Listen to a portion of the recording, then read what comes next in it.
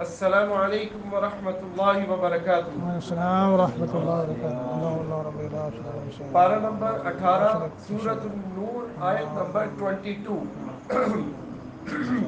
آیت نمبر 22۔ اعوذ باللہ من الشیطان الرجیم اعوذ باللہ من الشیطان الرجیم ولا يأتل ولا يأتل اولو الفضل اولو الفضل منکم منکم والساعة والساعة أن يؤتوا أن يؤتوا أولي القربى أولي القربى والمساكين والمساكين والمهاجرين والمهاجرين في سبيل الله في سبيل الله وليعفوا وليعفوا وليصفحوا وليصفحوا ألا تحبون ألا تحبون أن يغفر الله لكم أن يغفر الله لكم والله غفور رحيم والله غفور رحيم۔ ولا يأتل حمزہ ساکن ہے، جھٹکا دیں گے۔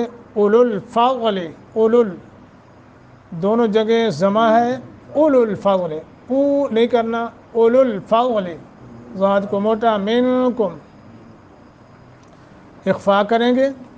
والساعة ان یؤتوا، یہاں غنہ کر کے حمزہ ساکن ہے، جھٹکا دے کے پڑھیں گے، تو لمبا کریں گے۔ اولی القربى، قاف را دونوں موٹے۔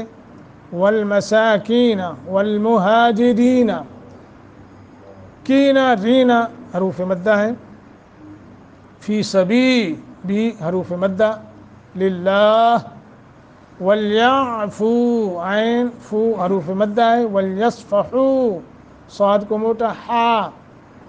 الا تحبون، حا صحیح ادائیگی کے ساتھ۔ ان یغفر اللہ، غنہ کر کے پڑھیں گے، را موٹا، لفظ اللہ کو موٹا، لکم، واللہ لفظ اللہ پر تفخیم کریں گے، غفور الرحیم، غین دونوں را تفخیم کے ساتھ، اور حا رحیم ایسے کر کے پڑھیں گے۔ ولا یأتل، اور نہ قسمیں کھائیں، اولو الفضل فضل والے، منکم تم میں سے، والسعۃ اور وسعت والے، ان اس بات پر کہ یؤتو نہیں وہ دیں گے اپنا مال، اولی القربہ قرابت داروں کو، والمساکین اور مسکینوں کو، والمہاجرین اور ہجرت کرنے والوں کو، فی سبیل اللہ اللہ کی راہ میں، ولیصفحوا اور چاہیے کہ وہ معاف کر دیں، ولیصفحوا اور چاہیے کہ وہ درگزر کریں۔ الا تحبون، کیا نہیں تم پسند کرتے، ان یغفر اللہ یہ کہ بخش دے اللہ، لکم تمہیں، واللہ اور اللہ، غفور الرحیم بہت بخشنے والا نہایت رحم کرنے والا ہے۔ تو ولا يأتل أولو الفضل منكم والساعة أن يؤتوا أولي القربى والمساكين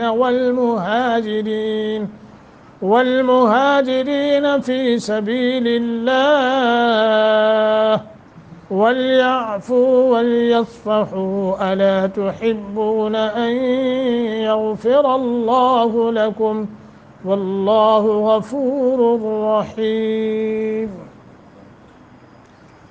ولا یأتل اولو الفضل منکم والساعۃ، یہاں تک کا جو مسئلہ ہے، اس آیت کے اندر بہت سارے مسئلے ہیں، انشاءاللہ مختصر وقت میں عرض کر دیتا ہوں۔ یہ پہلا مسئلہ تو یہ ہے کہ جب ہماری ماں اماں جان عائشہ صدیقہ رضی اللہ تعالی عنہ پر تہمت لگی منافقین نے، تو اس کا اتنا پرچار کیا، واویلا کیا، پروپگنڈا کیا، اس قدر اس بات کو اٹھایا کہ بعض مسلمان بھی اس کی لپیٹ میں آگے کہہ بیٹھے، جیسا کہ حضرت حسان ہیں، حضرت مصطح بن اساسہ ہیں، اور اسی طرح صحابیات میں سے حمنا ہے، انہوں نے بھی کہہ دیا تھا، یعنی یوں کہہ دیا کہ ہو سکتا ہے، یعنی اتنا اظہار کر دیا۔ تو یہ جو حضرت مصطح بن اثاثہ ہیں، بعض مفسرین نے لکھا ہے کہ یہ صدیق اکبر کے خالہ زاد تھے، بعض نے کہا ہے خالہ زاد بہن کے بیٹے تھے، اور زیادہ یہ موضوع ہے کہ وہ رشتہ میں بھانجے لگتے تھے، خالہ زاد بہن کے بیٹے تھے۔ یہ مہاجر بھی تھے، بدری بھی تھے۔ یہ اسباب جو قرآن نے بتایا نا کہ اولی القربہ یہ سبب ہے، والمساکین سبب ہے، والمہاجرین سبب ہے، فی سبیل اللہ کیا ہے؟ سبب ہے، یہ اسباب ہیں۔ تو یہ مہاجر بھی تھے، بدری بھی تھے، اور قرابت والے بھی تھے۔ تو ان کے فقیر اور مسکین ہونے کی وجہ سے صدیق اکبر ان کا ہر مہینے میں وظیفہ لگایا ہوا تھا، آپ ان کی خدمت کرتے تھے ہر ماہ میں، یعنی ان کو دیتے تھے۔ تو جب صدیق اکبر رضی اللہ تعالیٰ عنہ کو پتہ چلا کہ مصطح بن اثاثہ بھی اس تہمت میں ملوث ہیں، انہوں نے بھی کہہ دیا ہاں ٹھیک ہے۔ تو انسان کے فطری معاملہ فطری ہے نا جی، ہاں جی، آخر بیٹی کا مسئلہ تھا، بڑی تکلیف ہوئی، تو پھر وہ کہہ بیٹھے کہ آئندہ میں اس کو نہیں دوں گا، جو میں اس کی خدمت کرتا ہوں، اس کو پیسے دیتا ہوں، وظیفہ دیتا ہوں، نہیں دوں گا۔ قسم اٹھا لی، قسم اٹھا، اللہ کی قسم میں نے۔ تو یہ آیت جو ہے پھر اللہ نے اتار دی، یہ آیت اللہ پاک نے اتار دی، اور ترجمہ آپ نے سن لیا کہ اللہ سبحانہ و تعالیٰ فرماتے ہیں کہ اور نہ قسمیں کھائیں تم میں سے فضل والے، فضیلت والے سے مراد یہ ہیں کہ جو تم سے بہت ہی آگے ہیں تقوی میں، ایمان میں، ہیں جی، ایمان اور تقوی میں بہت آگے ہیں، اور وسعت اور مال میں بھی اللہ نے ان کو وسعت دے رکھی ہے کہ وہ اپنے قریبی رشتہ داروں کو اور مساکین کو اور مہاجرین کو ان اسباب کے باوجود کہ وہ قریبی رشتہ دار بھی ہو، ویسے بھی قرآن جگہ جگہ ذکر کرتا ہے سب سے پہلے جو حقدار ہے نا تمہارا وہ کون ہے؟ قریبی ہے، اور اس کے بعد مساکین ہیں، اس کے بعد پھر وہ جو ہے یتامہ ہیں، پھر ایسے۔ تو جب کہ اسباب بھی موجود ہیں اور پھر قرابت بھی ہو اور فقر و فاقہ بھی ہو، مہاجر بھی ہو، فی سبیل اللہ بھی ہو، تو پھر ان کو جو ہے یہ قسم نہیں اٹھانی چاہیے، ان کو دینا چاہیے۔ تو پھر آگے جو ہے نا فرمایا وَلْيَعْفُوا وَلْيَصْفَحُوا، اس کا بعد میں عرض کرتا ہوں، پہلے اس کو مکمل کر لیں کہ ان کو چاہیے کہ وہ قسم نہ اٹھائیں۔ تو فرمایا کیا تم میں سے تم یہ نہیں چاہتے، اس بات کو پسند نہیں کرتے اللہ تمہیں معاف کر دے؟ تو صدیق اکبر نے جب نبی علیہ السلام کی زبان اطہر سے یہ بات سنی تو صدیق اکبر نبی علیہ السلام کے سامنے یہ ویسے کہنے لگے میں تو یہ پسند کرتا ہوں کہ میری بخشش ہو جائے، اللہ میرے گناہ معاف کر دے۔ تو پھر انہوں نے جو ہے نا جی یہ بات کہی کہ میں اپنی قسم کا کفارہ دیتا ہوں، لٹاتا ہوں، اور پھر بھی قسم اٹھائی اللہ کی قسم اب میں اس کو دوں گا، اس میں کمی نہیں کروں گا۔ ٹھیک ہے نا جی؟ تو اللہ اکبر، ایک تو مسئلہ یہاں سے یہ نکلا ہے کہ اللہ کے فضل سے ہی تم بچے رہے، ورنہ وہ لوگ بھی تو ہیں نا جنہوں نے تہمت لگائی اس میں مبتلا ہو گئے، اور یہ اللہ کا خاص کرم ہے کہ اللہ پاک نے تم کو اس غلطی سے محفوظ رکھا ہے۔ ایک تو یہ مسئلہ، اور دوسرا یہ مسئلہ نکل آیا کہ جو تمہارے قرابت والے ہیں اور انہوں نے ہجرت بھی کری ہے اور پھر وہ مسکین بھی ہیں، فقیر ہیں، اور اللہ کے راستے میں جہاد بھی کیا ہے، تو یہ اسباب اگر موجود ہوں تو پھر ان کے لیے یہ اس قسم کی باتیں نہیں کرنی چاہیے، بلکہ ان کی خدمت کرنی ہے۔ انسان ہے، کمزور ہے، وہ ہو جاتی ہے غلطی، لیکن تم نے وہ شفقت والا ہاتھ نہیں اٹھانا۔ ایک یہ مسئلہ اس سے معلوم ہوا، اور دوسرا مسئلہ یہ ہے کہ مرتد ہونے کے علاوہ کیا؟ مرتد ہونے، یعنی مرتد ہونے کا مطلب یہ ہے کہ پہلے مرتد تھا مسلمان ہو گیا، ایمان لایا، اسلام قبول کر لیا، اب پھر دوبارہ اسلام کو چھوڑ کے کافر بن جائے تو اسے کہتے ہیں مرتد۔ مرتد ہونے کے سوا باقی جتنے بھی گناہ ہیں ان گناہ کے کرنے کی وجہ سے انسان کی جو باقی نیکیاں وہ ختم نہیں ہوتی۔ سمجھ آ گئی؟ باقی جو نیکی ہیں نا جی، یعنی گناہ تو اب ہوا، اس سے پہلے اس کی جو نیکی ہیں وہ ختم نہیں ہوتی۔ جیسا کہ ہمارے سامنے مثال یہ مسئلہ عفق کا جو ہے، یہ بہتان لگانے والے بہت بڑا گناہ ہے، بہت بڑا گناہ ہے، لیکن اس گناہ کے کرنے سے یہ نہیں ہوا کہ اللہ نے فرمایا تمہاری ساری نیکیوں کو برباد کر دیا گیا ہے، نہیں، ٹھیک ہے، نہیں، ایسا نہیں ہوا۔ تو بلکہ یہاں تک فرمایا کہ اگر ان کو وہ معافی مل جائے یا معافی مانگ لیں یا ان کو قذف وہ درے لگائے جائیں تو پھر یہ حکم دیا گیا تم ان کے ساتھ حسن سلوک کرو، ان کی حوصلہ افزائی کرو، یہ نہیں ہے کہ تم ان کو وہ ویسے کرتے رہو۔ اور ایک اور بات بھی ہمارے یہاں سامنے آتی ہے، مسئلہ نکلتا ہے کہ اگر آدمی ایسا ویسا کو گناہ کر کے توبہ نہیں کرتا، پھر اس بات کا خطرہ ہے کہ اس کی موت کفر پر آ جائے، یہ بھی مسئلہ نکلتا ہے۔ اور آگے سے چوتھا یا پانچواں مسئلہ یہ ہے، یہاں سے یہ نکلتا ہے کہ اللہ سبحانہ و تعالیٰ نے فرمایا کہ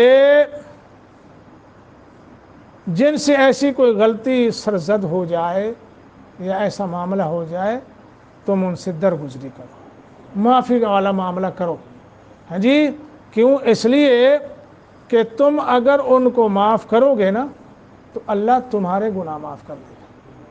بلکہ ایک حدیث میں بھی آتا ہے، اللہ فرماتے ہیں اگر کوئی کسی کے عیبوں پر پردہ پوشی کرتا ہے کل قیامت کے دن اللہ اس کی پردہ پوشی کرے گا۔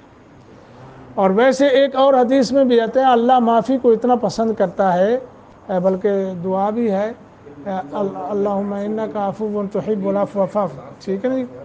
تو یہاں یہ فرمایا جا رہا ہے کہ اگر ان سے کوئی لغزش ہو گئی ہے یا کوئی ایسا معاملہ ہو گیا ہے، ایک تو یہ ہے کہ اپنے دل میں سے اس کی ان غلطی کو، اس کے گناہ کو مٹا ڈالو، نکال دو، بالکل سرے سے اپنے دلوں کو، سینے کو پاک کر لو۔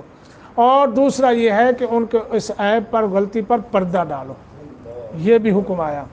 اور پھر درگزری کا معاملہ کرو، عفو کا معاملہ کرو، اللہ تمہارے گناہوں کو بخش دے گا۔ ہاں جی، لیکن یہ فرمایا جیسا تم عمل کرو گے ویسا ہی تمہیں جزا ملے گی۔ تو یہ آیت دلیل ہے اس بات کی۔ ایک پانچواں مسئلہ یہ نکلتا ہے، بڑا اہم مسئلہ نکلتا ہے کہ کسی مسلمان کو نیکی نہ کرنے کی قسم اٹھانا قطعاً جائز نہیں ہے کہ اللہ کی قسم ہے میں یہ نیکی نہیں کروں گا، جیسا کہ صدیق اکبر نے فرما دیا، ٹھیک ہے جی۔ اور اسی طرح ایک مسئلہ یہ بھی ہمارے سامنے ہے، ایک تو ہے کہ نیکی کرنے کی قسم کہ میں یہ نیکی نہیں کروں گا، یہ قسم اٹھانا، اور دوسرا یہ ہے